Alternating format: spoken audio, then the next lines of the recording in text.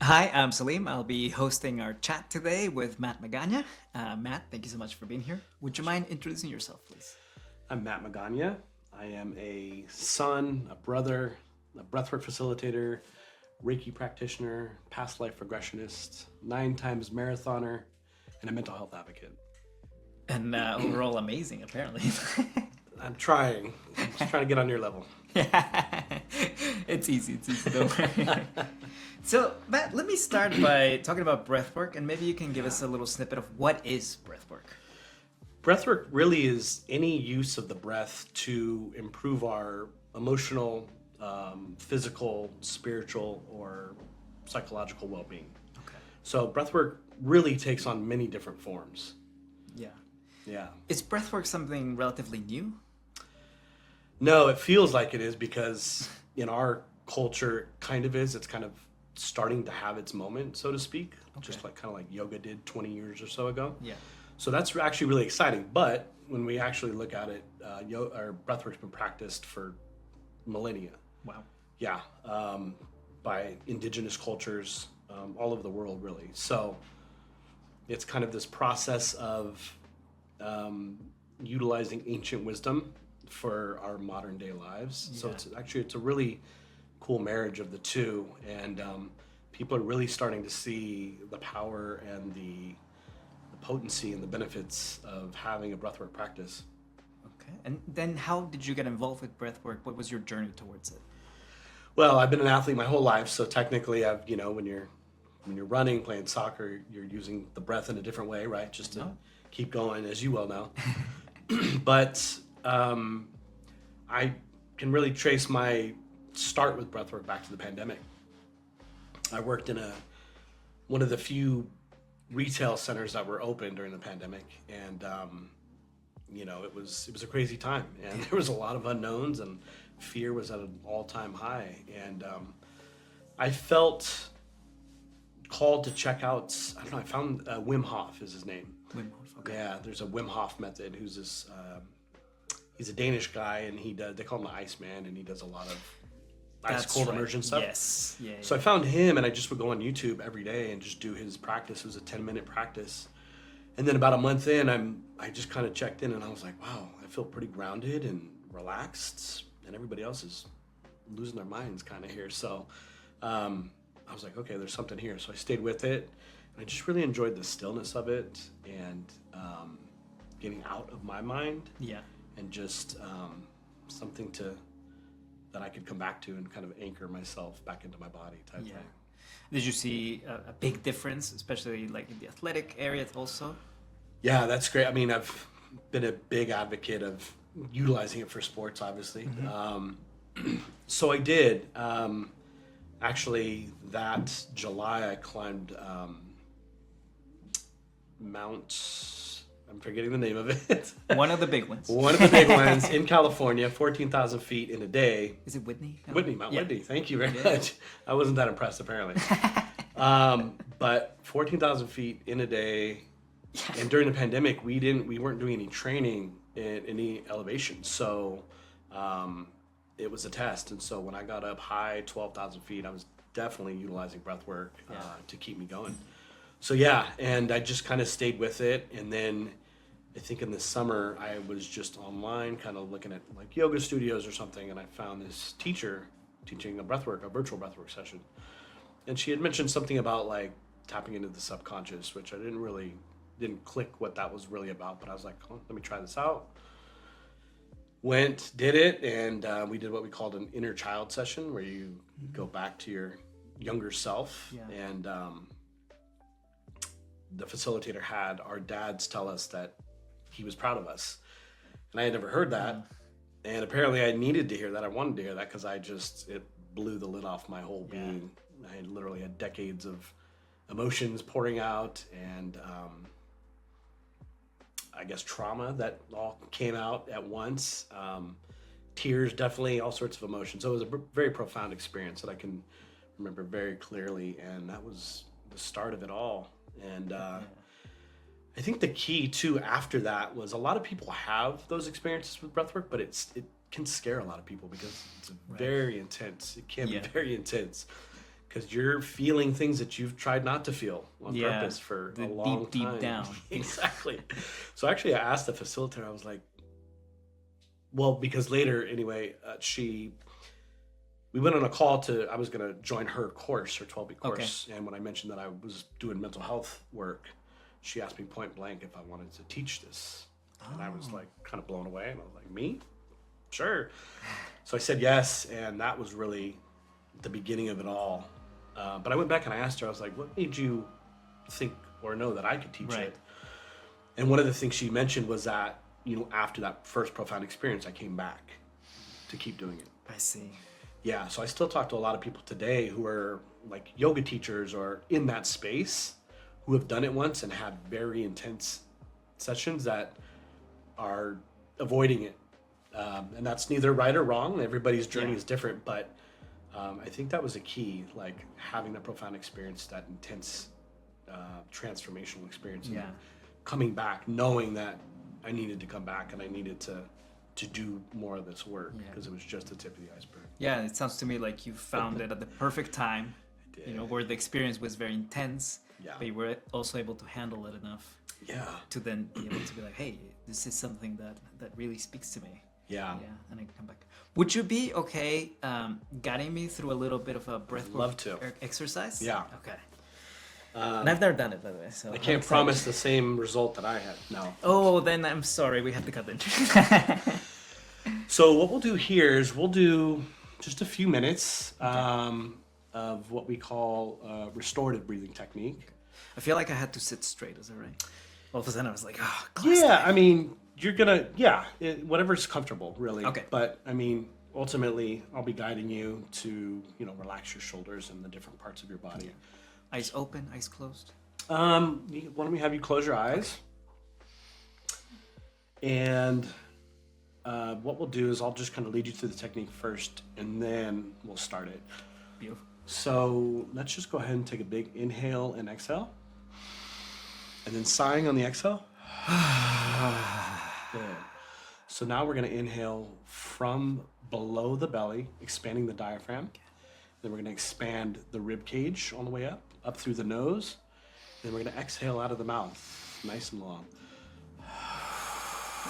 Perfect, just like that. Okay. And then we'll do that again, up through the nose.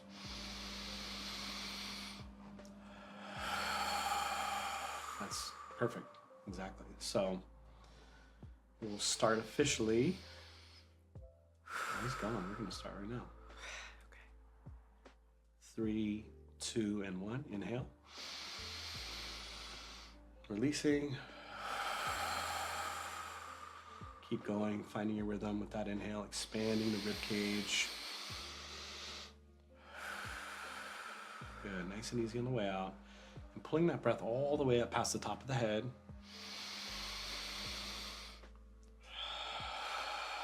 I like to think of the breath on the way down as like a waterfall, just falling down your spine.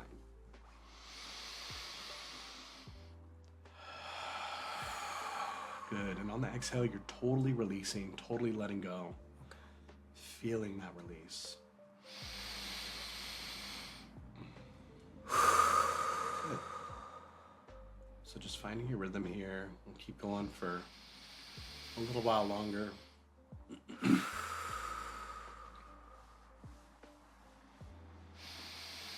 the way up. Good, feeling that lightness on the exhale. Feeling yourself relax, very good. Letting the shoulders relax. And now just letting the rhythm of the breath move through you. Not thinking about having to do it, but just allowing the breath to breathe you.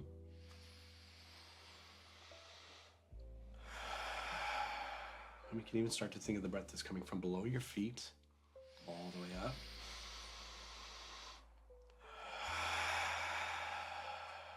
Good. Up again. And we can even start to visualize or feel a white light. The breath moving in your body on the inhale.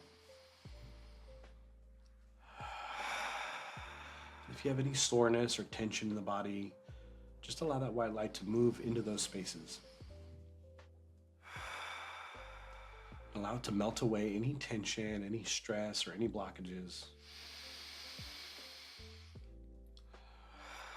Circling in and out, nice and easy, no effort. Good, just being the silent witness.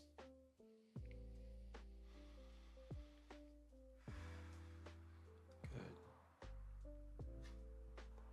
Every breath taking you deeper and deeper into the moment,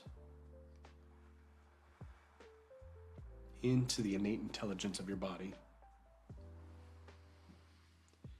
and out of the logical thinking mind that keeps you safe, keeps you fed, and craves order and direction.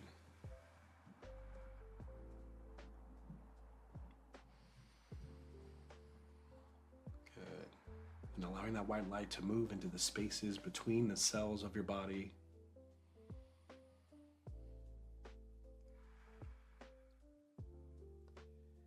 And asking your intuition, what is it I need to see or feel in the moment?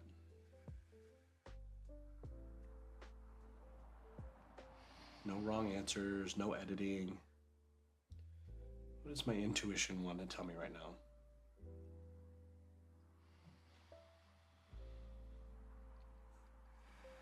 And just allow yourself to receive that, whatever it is, however it's coming to you. Good. And continuing to just receive whatever that white light wants to offer you right now.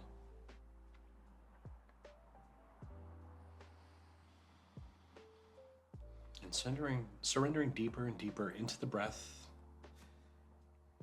and into the trust of your body that it knows what to do. It knows if there's anywhere that needs healing,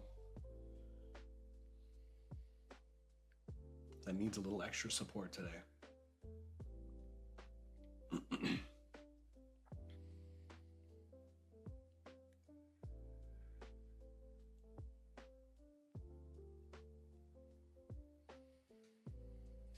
Perhaps we'll even inhale a little bit deeper, maybe 10% if that feels good right now.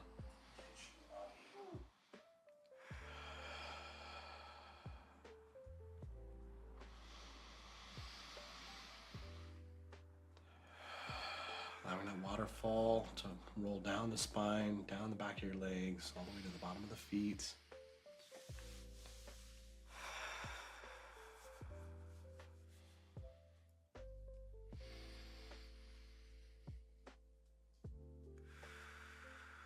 And if there's anything else that our intuition needs to tell us today, our subconscious wants us to know, we'll ask it. What does my inner guidance need me to know today?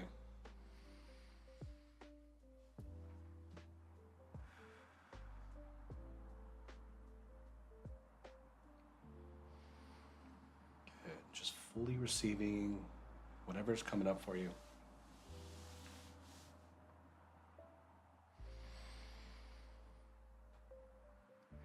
Very good. So let's take a few more. Starting to feel back into our body. Starting to feel the bottom of our feet on the ground. Perhaps moving your fingers and toes a little bit.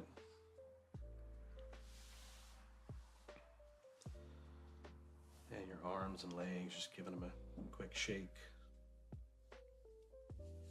Yeah, moving that through. You may have felt some sensations or anything. You can move all that through. And just taking your time, maybe 3 more breaths. If there's anything else that needs to be released, we allow that to be released from the body. And you can start to slowly open up your eyes. Yeah. Welcome back. Thank you. That was really, really interesting and fun. Yeah, I definitely felt a little tingling, especially my feet, my legs. Okay. You know, especially through those deep breaths. But yeah, I think eventually the nice thing is that at certain points I was not thinking of anything. Mm-hmm. And then a thought would creep in, but then it would also just go and flow away. That's really nice. Good. Yeah. That's high level work right there. That's really one of the main goals. Yeah. Is to move from the prefrontal cortex, the part of our mind that's controlling how we're fed and sheltered and all that safety, into the body, into the innate intelligence of the body. Because as we breathe continuously, taking bigger breaths than normal, because our automatic breathing is just shallow. Yeah. It's automatic, right? But when we intentionally breathe bigger, the body's not really used to that. So it changes the proportion of gases in our brain. So carbon dioxide and oxygen. Got it. So it kind of starts shutting that part down.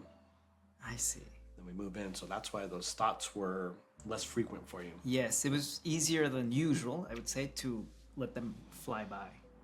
Yeah. That's very good work. That's really, really interesting. How would you say breathwork can complement traditional therapy, conventional therapy? Absolutely, like incredibly so.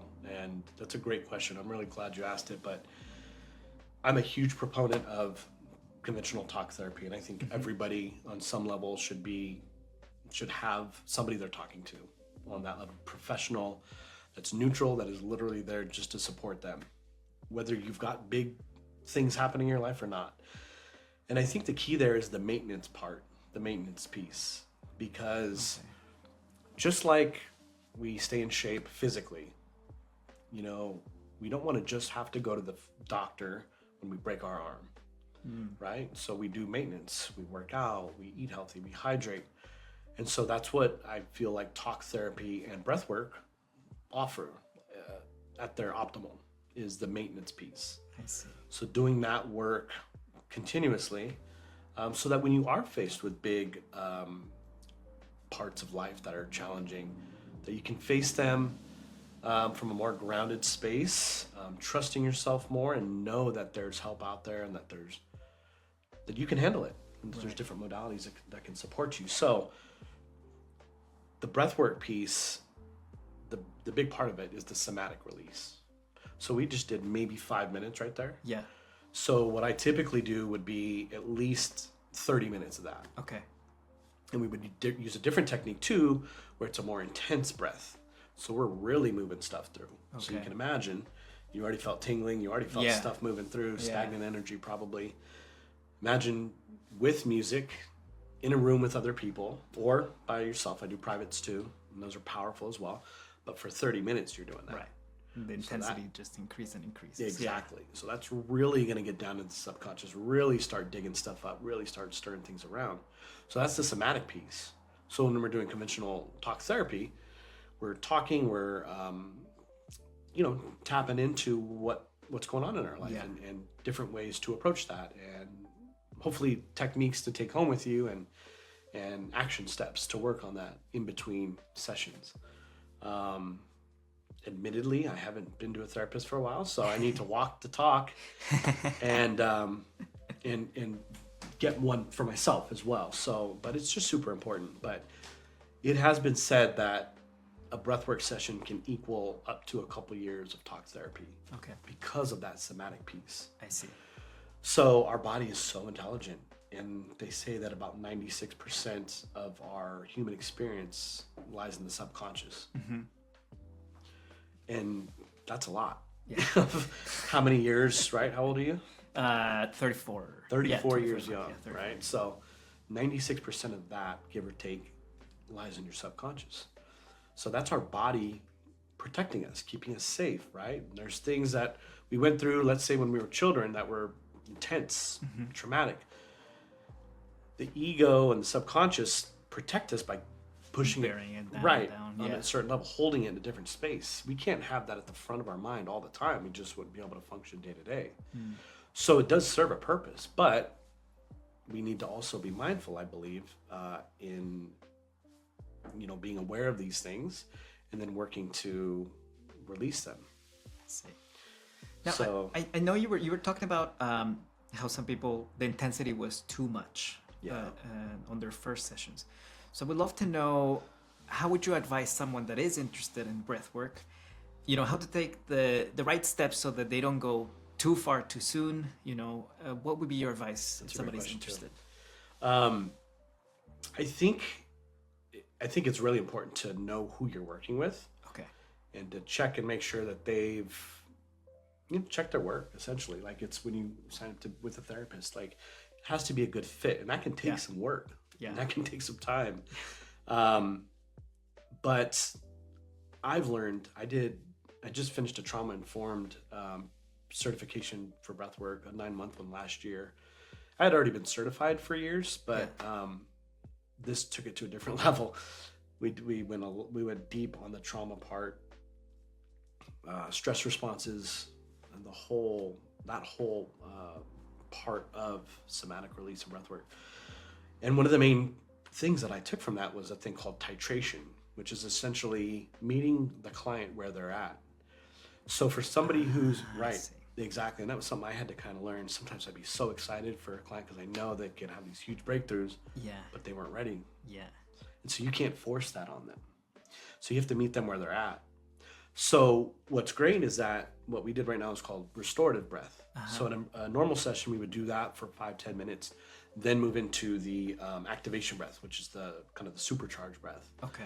So for somebody that's had an intense experience and is a little kind of timid about going back into it, I would work with them, talk about that, because we have like intake sheets, so we know where they're at and their background on meditation or this type of work is, so I get a good feel for where they're at.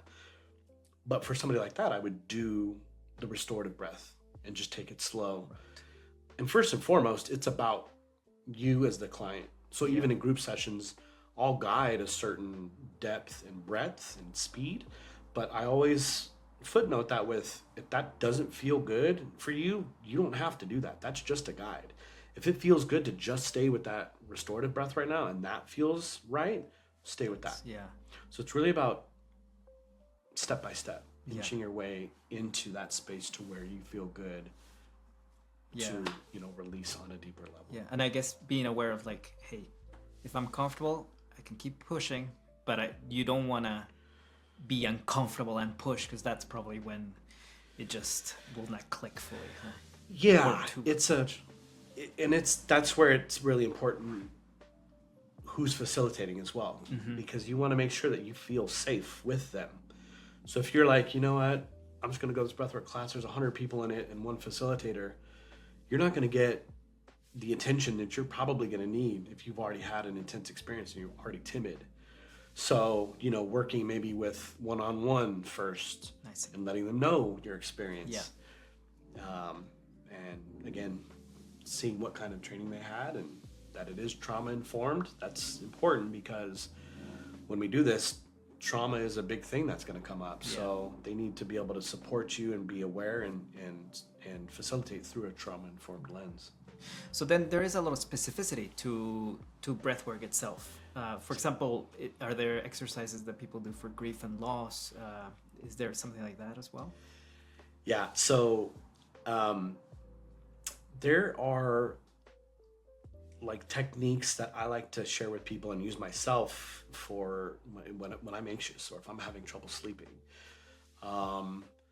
But specifically for grief or loss, it's kind of going into those therapeutic sessions. Okay. And doing the footwork beforehand to start working through that and start feeling that grief and becoming aware of that you are grieving. So when it comes to like specific techniques or anything, nothing that I particularly use besides the one that just kind of help with like calming the nervous system, which I guess is the same thing really. Right. And it's essentially what you did. It's that restorative breath. And if you're really looking to like calm your nervous system immediately, we can do that restorative breath and elongate the exhale a little bit. Or we can also do a second inhale through the nose. Okay. Bring it all the way up and I see. So basically doubling the length of the exhale versus the inhale will help drop that nervous system into, safety right away. So that's a big one. And then when we go into the longer therapeutic sessions, I pretty much experience some sort of grief or loss in all of the sessions that I do myself. Okay. Yeah, so it's like a recurring theme for me because I've experienced, I would say, probably a lot of it. So it comes up in different ways, and I think our perspective changes the more that we do this type of work, the more that we go to talk therapy, and we become more self-aware. And so I think that's huge too. So I would definitely recommend a trauma-informed breathwork facilitator for somebody that's dealing with grief and loss, especially if it's fresh and brand new. But we also know that grief and loss is not linear, and whether you've lost somebody, 10 days ago or 10 years ago, it can show up just as powerfully.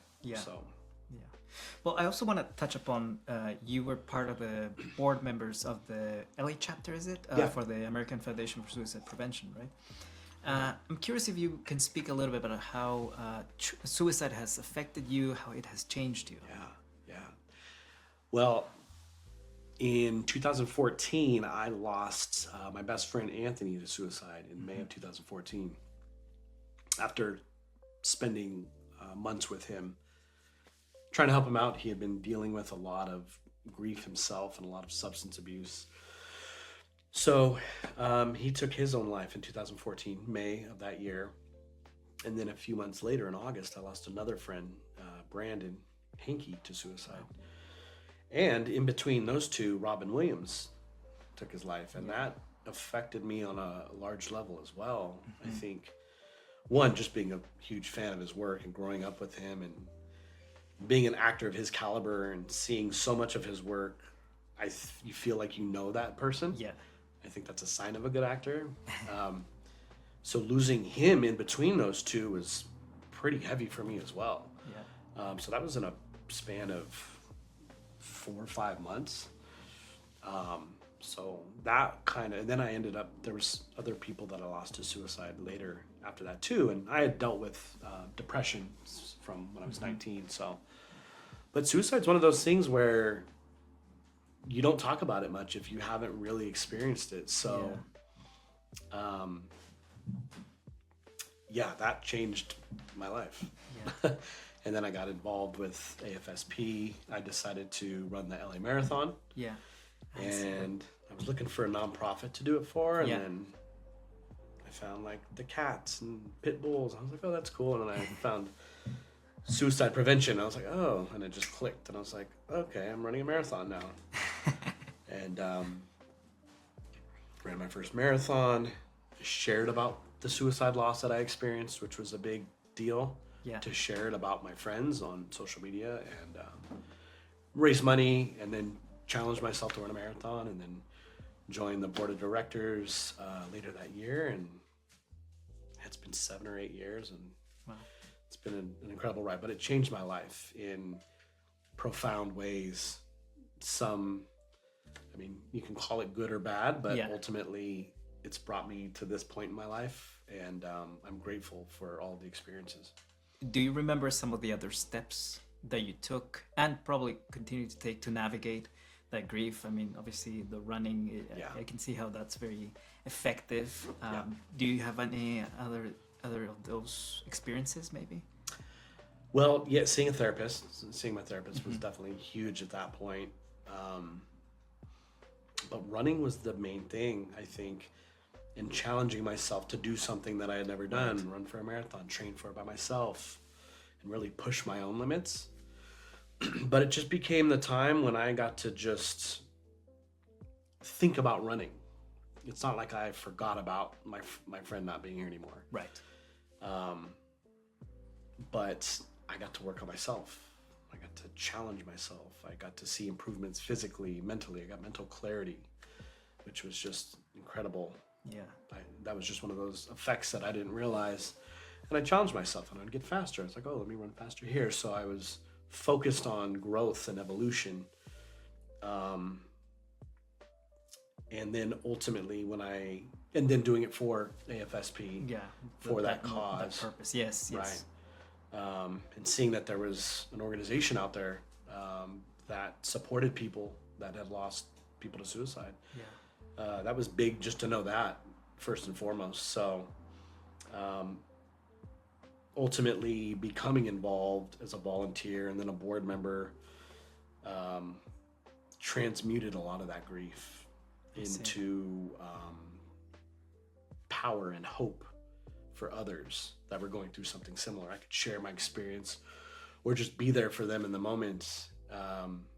Yeah, it's pretty powerful. So giving back, being around others that had gone through similar losses, very powerful stuff, because it's very easy to isolate yourself, I think, when you've known somebody or lost somebody to suicide and just in the depths of grief.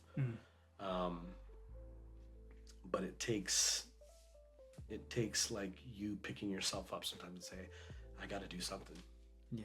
And so, I mean, we always talk about, we like to say you're not alone. And usually it tends to refer to somebody who's going through a difficult time because they're struggling themselves. Yeah. But like, in your case, it's also good for the people that have had this experience, and have been affected by suicide to also know you're also not alone, right? It's huge. It's like it ends up being this community. I'm curious, how do you think communities and organizations can help, even if they're not focused like the AFSP, in the fight of suicide and when help with suicide prevention? There's a lot of different ways.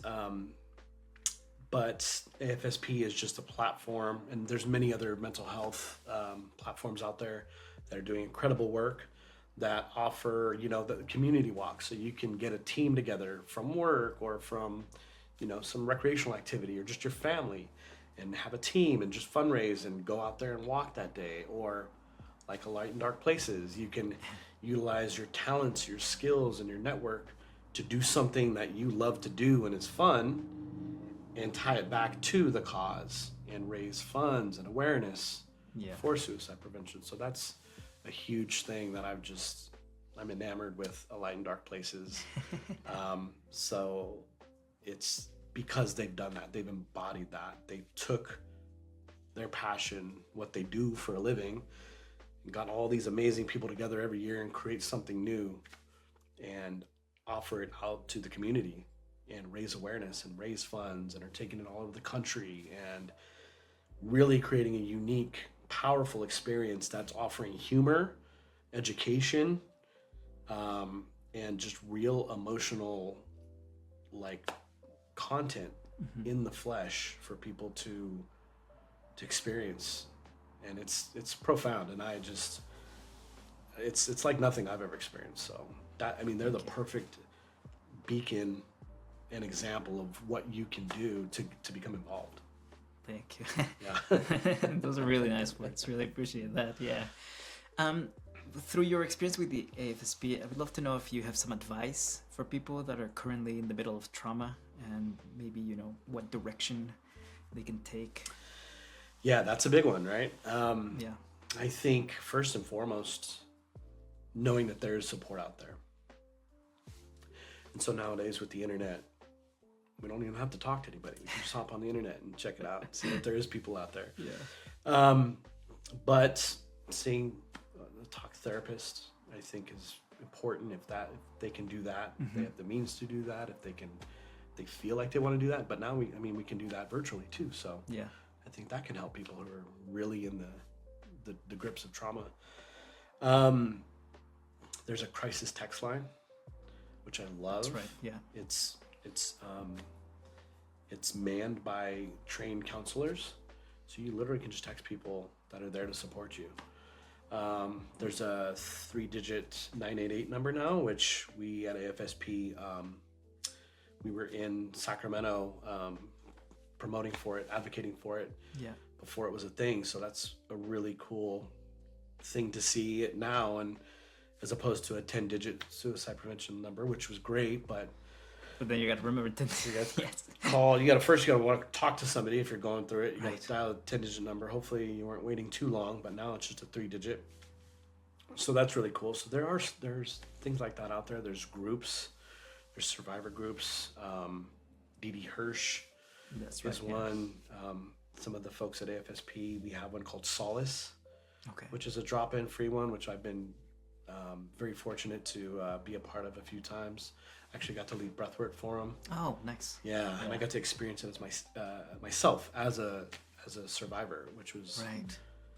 It was really nice to do because was kind of used to being in the volunteer hat. Yeah. And one of my colleagues said, "Hey, have you ever experienced this as a?" I said, "No." She's like, "You should." I'm like, "All right." So there's a lot out there for support. Trauma. There's a lot of different. That's a big scale too. So, I mean, if they're in the depths of it, obviously you want to call, emergency services. Yeah. And get support right away. And if you have a loved one that's dealing with ideation or anything, there are some steps, and it's been, researched that the best thing to do is ask them directly. Are you thinking of hurting yourself? Yeah. And if you are, do you have the means? Do you have a plan to do so? And I know that can be a little counterintuitive because I thought, well, it's not going to put the idea into their head, but they researched it and said, no, they're already going to have that idea if they're thinking about it. That far along. Exactly. Yeah, you're not going to implant it. Yeah. And you never know. You could be the last person they talk to, so that is important to take that step as a friend or family or just an acquaintance of somebody that you think may be in that space. Yeah. I want to switch it a little bit, and I'm curious to know if there is a specific work of art or media in general that you have found in your personal life to be either moving or inspiring. Do you have one? Well, yes. And I think it's the human experience itself. Okay. I mean, it's so grand and it's so debilitating sometimes, and it's so ecstatic. And with every breath and every moment, we are offered a choice. We're creators by nature. We're all artists. We are all God, source, universe embodied in the human form. So that's all within us. So every moment we have, every breath is an opportunity to create. And so it's like a palette, an empty palette every moment that we have. And for me, I am just blown away by it every day, every moment, every interaction I have with people, strangers, family, friends, acquaintances. And it's the little things, it's making somebody smile that you don't know, holding the door for somebody who really appreciates it, complimenting somebody on their hair, or experiencing the whole other side of that too, and being in the depths of grief, and being able to experience it all.